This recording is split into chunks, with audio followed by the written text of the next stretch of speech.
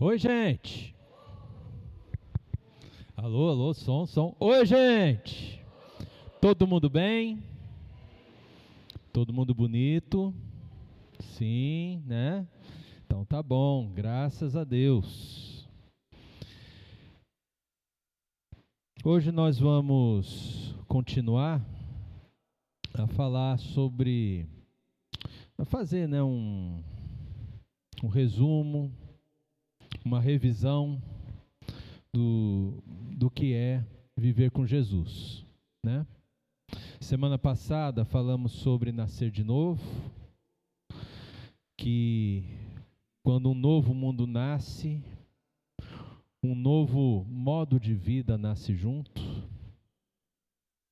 E hoje nós vamos conversar sobre algo que tem sido polêmico nos dias de hoje: certeza da salvação. Uma vez, um jovem da igreja onde eu era pastor, eu perguntei para os jovens, né? Todo mundo aqui tem certeza da salvação? E aquele jovem, ele falou o seguinte: pastor, mas não é meio arrogante a gente falar que tem certeza que está salvo? Eu achei interessante o modo dele pensar. E muitas vezes esse tipo de pensamento pode estar na nossa mente. Não significa que por pensarmos assim, nós amemos menos a Jesus. Não. Mas é uma dúvida sincera que ele apresentou. Mas com a vivência que eu fui tendo ao longo da vida, como pastor, né, ouvindo as pessoas, eu percebi, na verdade, 3 motivos para as pessoas acharem arrogante ter certeza da salvação. Spoiler, não ter certeza está errado, e eu vou mostrar para você na palavra de Deus. Mas por que as pessoas não teriam certeza da salvação? O primeiro motivo, provavelmente, é que elas não sejam salvas. Elas não tiveram aquele momento em que receberam Jesus como Senhor das suas vidas.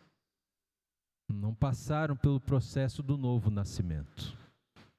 E quando isso é uma verdade, por mais que você esteja há muito tempo no banco de uma igreja, se você não recebeu Jesus, certamente você não vai ter certeza da salvação, né?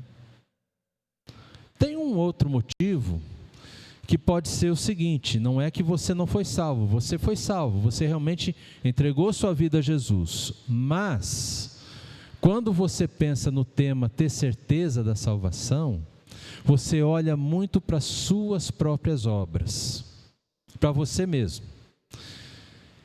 E dependendo do momento da fé que você está vivendo,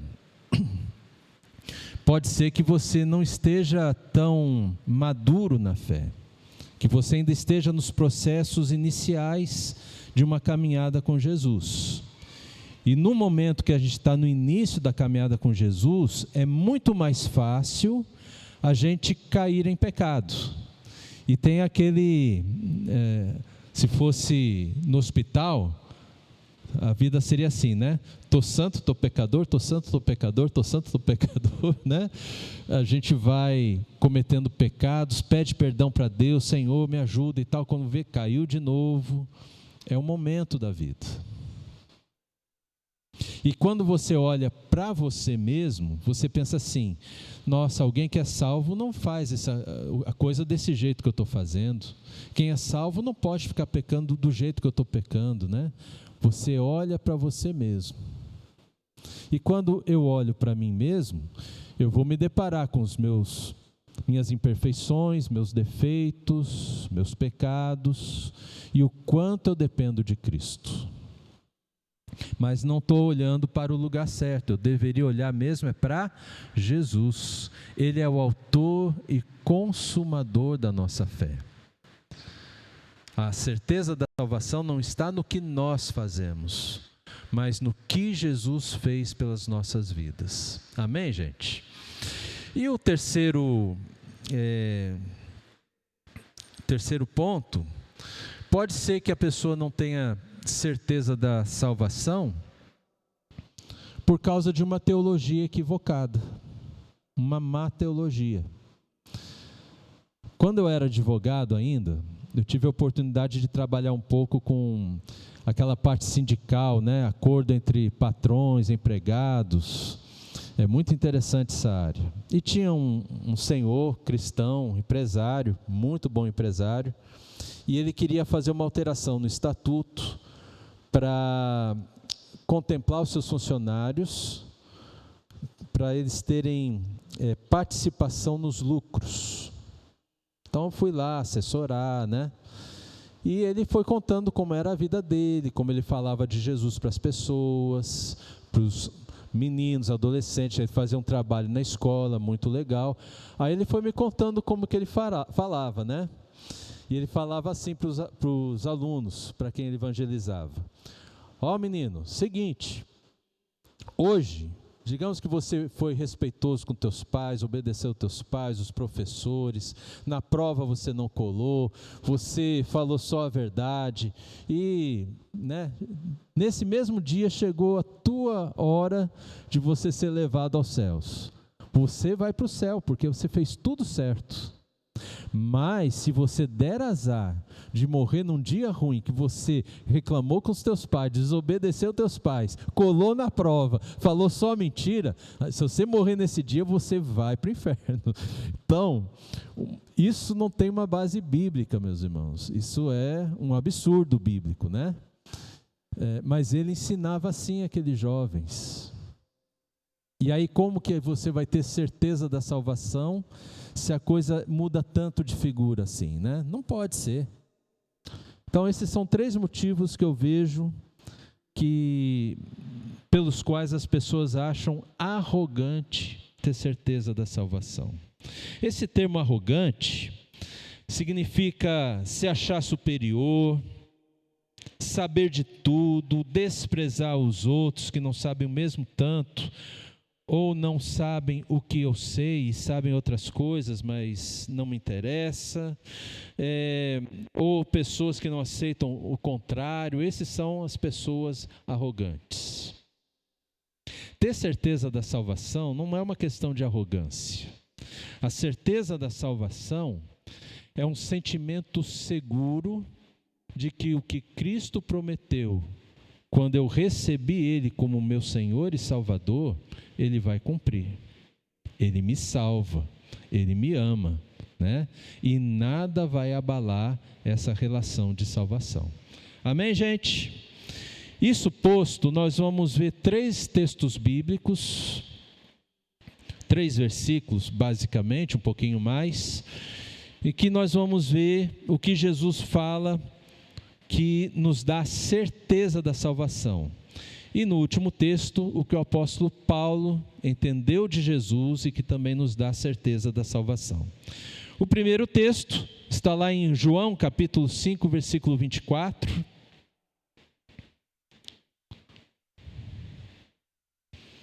E nós vamos nos ater um pouquinho mais aqui, tá? Vamos ler juntos? Em verdade lhes digo: quem ouve a minha palavra e crê naquele que me enviou, tem a vida eterna. Não entra em juízo, mas passou da morte para a vida. Esse texto, ele é precioso. No contexto dele, Jesus está falando sobre a sua autoridade que o Pai lhe deu. E aqui, o que Jesus está dizendo para nós é que, assim que nós ouvimos a mensagem do Evangelho, assim que você crê na mensagem do Evangelho, e o que é crer mesmo, gente? É confiar. Confiar ao ponto de eu deixar Jesus ser o Senhor da minha vida, abrir mão de ser Senhor da minha própria vida, e agora quem vai ser meu Senhor é Jesus. É esse nível de confiança. Então, assim que eu ouço a mensagem, assim que eu creio, imediatamente eu recebo o Espírito Santo para habitar em mim. E eu quero usar um termo aqui, gente. Não tem prazo de carência. Certo? Quem tem plano de saúde, quando você assina um plano de saúde, você sabe, né? Assinou plano de saúde pede 6 meses, 1 ano, 2 anos de carência, né? Que significa isso? Você vai ter que pagar antes de ficar doente, você não pode usar o plano antes de um certo tempo, aí depois que dá aquele tempo de carência que você vai poder usufruir o plano, não é isso? Não é assim quando nós somos salvos. Não existe um plano de carência, um tempo de carência. Quando eu recebo Jesus como Senhor e Salvador da minha vida, imediatamente eu recebo o Espírito Santo. Eu não preciso orar para pedir, receber o Espírito Santo. Eu não preciso fazer nada diferente para ver se eu recebo o Espírito Santo. A única coisa que eu preciso fazer é confiar, entregar a minha vida e imediatamente eu recebo o Espírito Santo na minha vida. Olha que bênção, gente. Imediatamente eu sou salvo, porque o Espírito Santo é o selo de Deus na vida daqueles que são salvos. O Espírito Santo é o selo interno de Deus, é uma marca de Deus na nossa vida, para que nós possamos ter certeza que pertencemos a Ele. E se pertencemos a Ele, somos salvos. E nós vamos ver o poder que é pertencer a Jesus. E o Espírito Santo, meus irmãos, quando Ele vem habitar na nossa vida, Ele é o portador da vida eterna. Significa o seguinte: não é que eu me tornei um imortal. O Espírito Santo trouxe a vida eterna para mim. Eu ainda sou mortal. Tanto é que todos nós, felizmente ou infelizmente, vamos ter que experimentar, passar pela experiência da morte. Vamos ter que passar. Mas quando temos o Espírito Santo, temos a certeza de sermos ressurretos depois da morte. A ressurreição é a garantia dessa vida eterna. Amém, gente? É importante sabermos isso. Agora, deixa eu falar para você esse termo que está usando. Pode pôr de novo o texto ali para a gente, por favor? O termo que Jesus está usando. Não entra em juízo. Esse termo. Não entra em juízo. O que significa não entrar em juízo? Que juízo é esse? Jesus está apontando para o final dos tempos, quando tivermos todos que comparecer ao tribunal de Deus. Todos os seres humanos, crentes, ateus, bonitos, feios, carecas, cabeludos, todos irão ressuscitar e estarão no tribunal de Deus. E aí vai ter só 2 tipos de pessoa: os que receberam Jesus como Senhor da sua vida e os que não receberam Jesus como Senhor da sua vida. Certo? Então nós vamos ter, por exemplo, quem crê em Jesus, como Jesus fala nesse versículo, essa pessoa não vai ser condenada. Ela não vai passar pela morte. É um julgamento sem condenação, porque nós já recebemos a vida eterna. Nós temos o Espírito Santo. Então, nesse tribunal de Deus, nós não seremos julgados e condenados. Mas, nesse tribunal, também vai ter uma atenção sobre as nossas obras. Tudo que nós fizemos em vida, após recebermos Jesus. E a questão é, se nós receberemos ou não um bônus da salvação, que a Bíblia chama de galardão. Eu vou passar um pouquinho por cima disso aqui, que não é o tema. O tema nosso é a certeza da salvação, né? Mas, conforme as nossas obras, receberemos ou não, muito ou pouco, um galardão pela nossa obediência em Cristo Jesus. Não é a nossa obediência que determina a nossa salvação. Mas quanto mais andarmos na presença de Deus e fizermos a presença de Deus, certamente nesse dia receberemos mais ou menos desse bônus celestial. E teremos o outro grupo de pessoas, aqueles que não creram em Jesus, que rejeitaram Jesus, que ouviram o Evangelho, mas não quiseram Jesus como seu Senhor e Salvador, e eles estarão em juízo diante de Deus. Em Apocalipse 20:15, nós vamos ver que esse juízo vai ocorrer na vida deles, porque o nome deles não foi escrito no livro da vida. E as suas obras também serão julgadas. E é interessante que alguns estudiosos, eles falam o seguinte: quando nós que cremos, as nossas obras forem levadas em conta no tribunal de Deus, é para saber se vamos receber mais ou menos galardão. Da mesma forma, os que não creem, as suas obras vão ser contadas para saber quanto de punição receberão, mais ou menos. E o que está destinado é uma morte chamada morte eterna. E essa é uma justiça divina sobre todo o mal que as pessoas fazem sobre a terra e não se arrependem dos seus pecados. Amém, gente? Nós não entraremos em juízo. Glória a Deus por isso. Porque Jesus pagou por todos os nossos pecados. Ele levou sobre si todos os nossos pecados. E agora, não entraremos mais em juízo de Deus pelos pecados que cometemos. Jesus já quitou tudo. Não há mais nenhuma penalidade que iremos sofrer. Quando estivermos no tribunal de Deus, será um tribunal sem condenação para todo aquele que nele crê. Aleluia! Glória a Deus!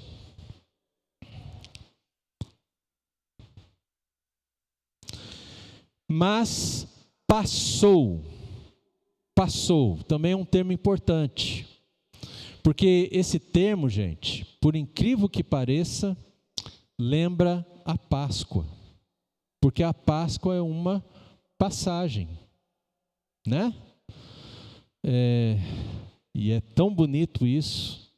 Lá no Êxodo, nós temos 2 momentos de passagem incríveis, que é o momento em que Deus avisa que o anjo da morte vai passar e levar o primogênito de cada família. Então Deus manda matar um cordeiro, e o sangue do cordeiro é passado no umbral das portas, das casas. Então quando o anjo está passando, ele olha aquele sangue e ele passa reto, ele não para, não entra naquela casa. Já há sangue. Alguém já pagou, né? E ele só entra nas casas que não tem esse sangue do cordeiro. Assim também Jesus deu a vida dele por nós, morreu por nós. E o Espírito Santo é essa marca de Deus na nossa vida, tal qual o sangue no umbral das portas foi para os judeus. Olha que coisa maravilhosa. Então, nada mais é cobrado de nós. E o outro momento lá do Êxodo, que é a passagem, quando o mar se abre, se divide, e o povo passa pelo meio do mar. E aí eles são tirados da terra do Egito e vão para o deserto, né? E a ideia é que eles cheguem à terra prometida, que é lá em Canaã. Assim também, quando Jesus fala que passou, da morte para a vida, é como se estivéssemos fazendo essa mesma travessia. Estivéssemos antes de Cristo num reino que jaz no maligno, que está totalmente condenado à morte, e agora já não pertencemos mais a este mundo. pertencemos a um novo mundo, a um novo reino, onde há vida em abundância. Colossenses 1,13 nos fala isso. Vamos colocar ali, Colossenses 1,13.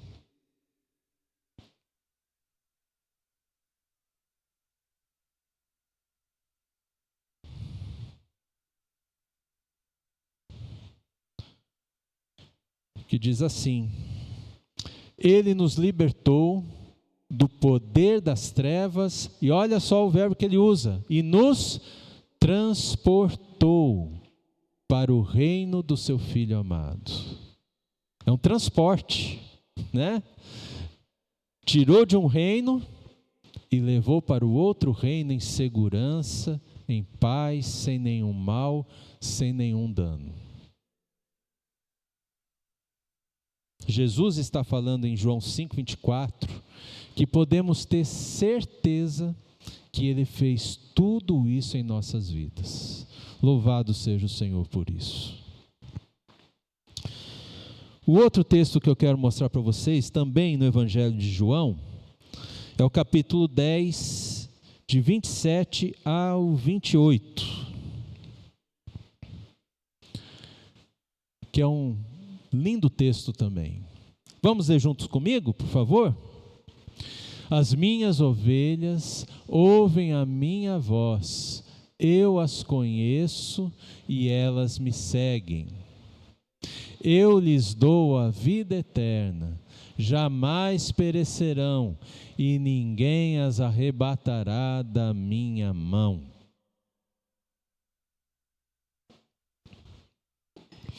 Quem pode nos arrebatar da mão do Senhor Jesus? Ninguém. Eu já ouvi muita gente assim na minha vida dizendo assim: eu não vou mais na igreja por causa do fulano, por causa do ciclano. Gente, ninguém tem esse poder. Ninguém. Ninguém tem esse poder. É Jesus quem dá e sustenta a vida eterna. E esse termo vida eterna, lá no grego, vida é zoe, zoen. Se você vê alguns filmes americanos, né? Tem uns personagens que se chamam Zoe, geralmente mulher. Zoe é vida.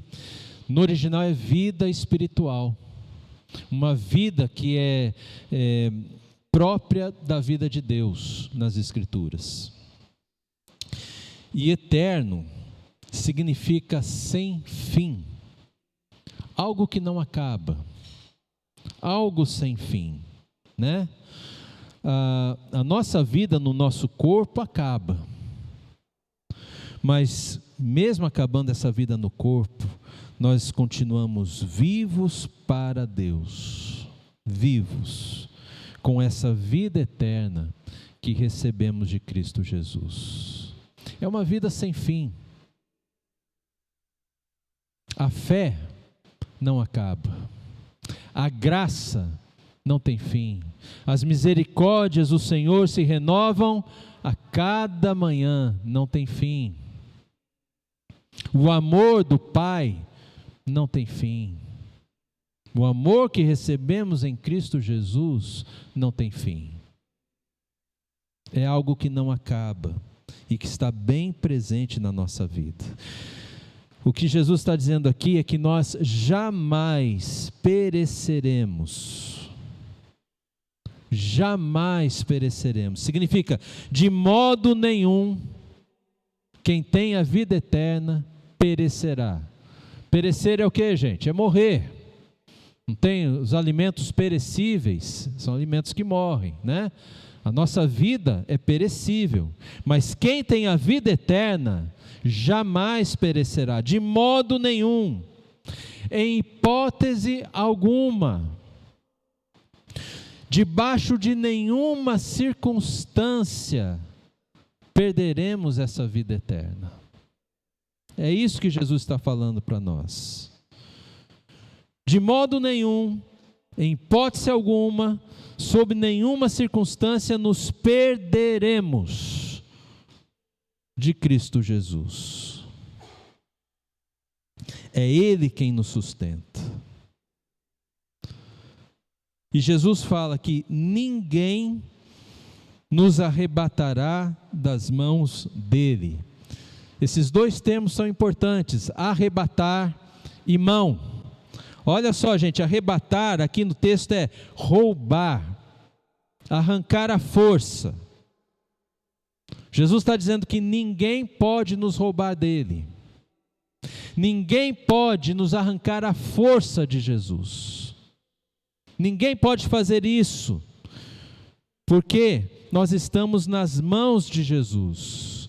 E nas Escrituras, em especial no Antigo Testamento, mas aqui também, o termo mão é um símbolo de poder.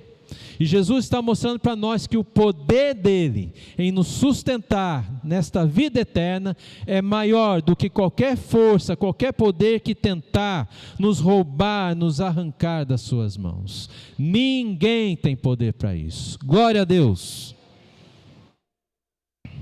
Nenhum tipo de poder interno ou externo, nem Satanás, nem as pessoas, nem as circunstâncias poderão nos arrebatar de Jesus.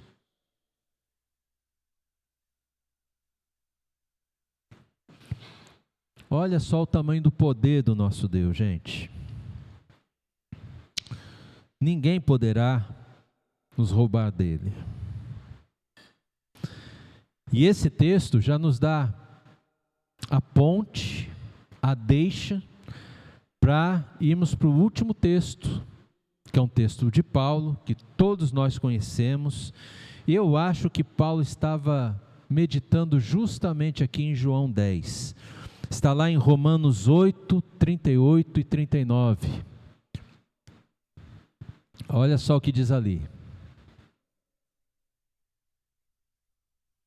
Romanos 8, 38 a 39,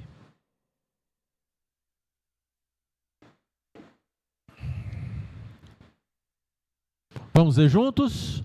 Porque eu estou bem certo de que nem a morte, nem a vida, nem os anjos, nem os principados, nem as coisas do presente, nem do porvir, nem os poderes, nem a altura, nem a profundidade, nem qualquer outra criatura poderá nos separar do amor de Deus, que está em Cristo Jesus, nosso Senhor. Amém? Gente, esse texto aqui é maravilhoso. Alguns estudiosos, eles dizem que Paulo está fazendo um inventário, um levantamento sobre todas as forças humanas e sobre-humanas que nos ameaçam a fé, que nos ameaçam na vida com Cristo.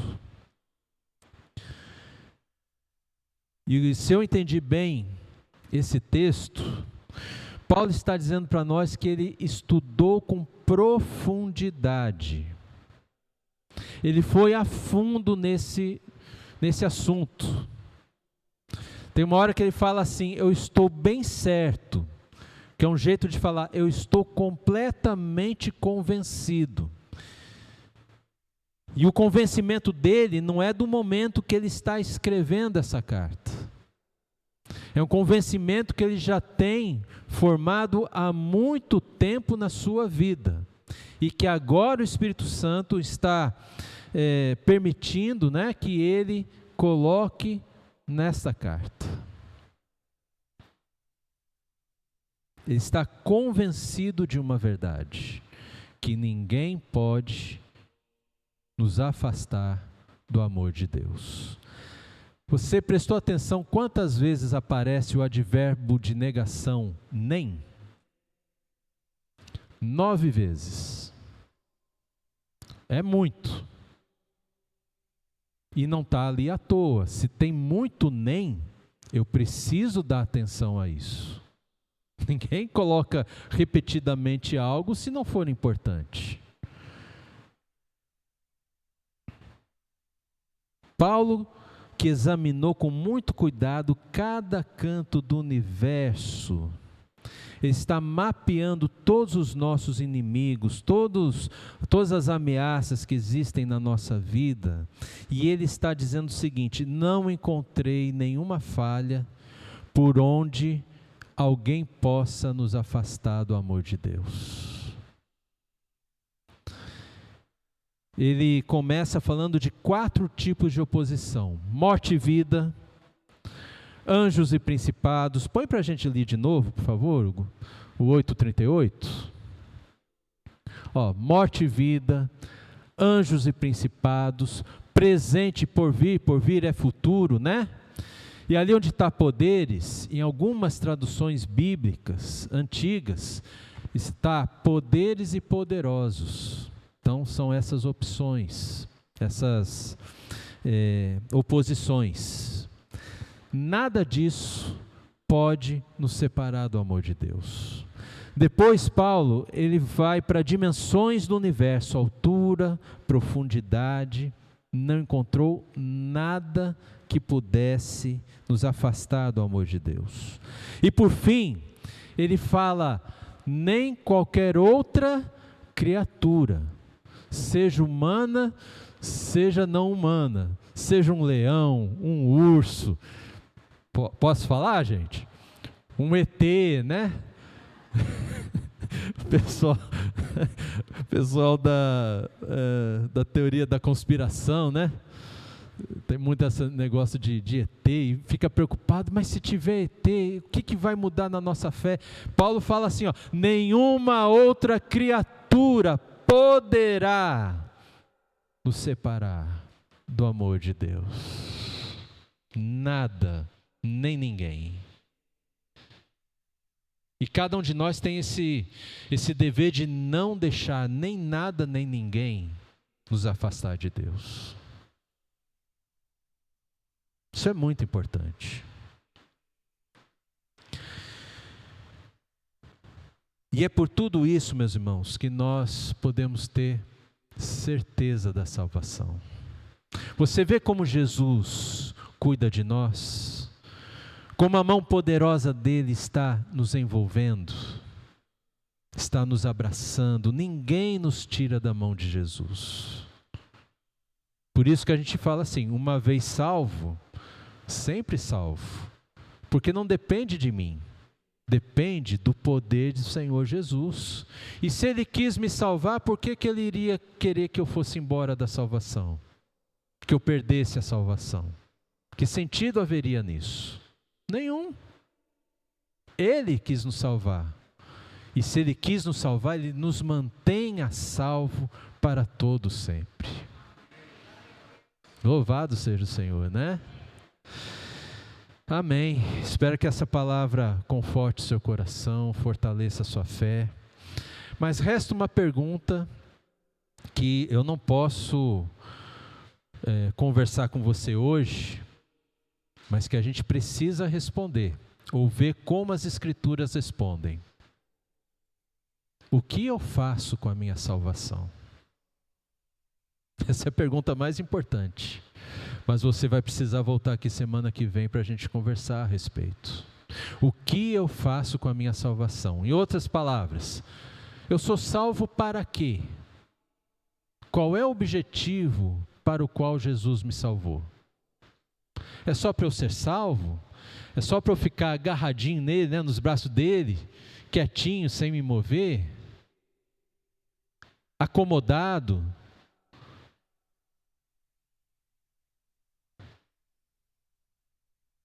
Eu acho que Deus tem mais para nós.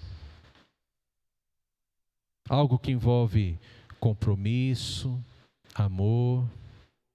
E tudo que eu fizer para Deus, eu preciso fazer como gratidão por tão grande salvação que Ele me deu. Não é para eu ser salvo, mas é porque eu fui salvo por Ele. E quando eu sirvo a Deus porque eu fui salvo, servir a Deus não é peso. Ele fez tão mais por mim.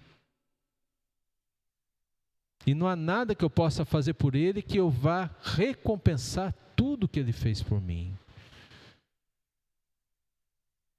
Mas o que eu fizer tem que ser de coração. Tem que ser com amor, devolvendo o amor que Ele deu para mim. Amém, gente? Vamos orar? Pai Celestial,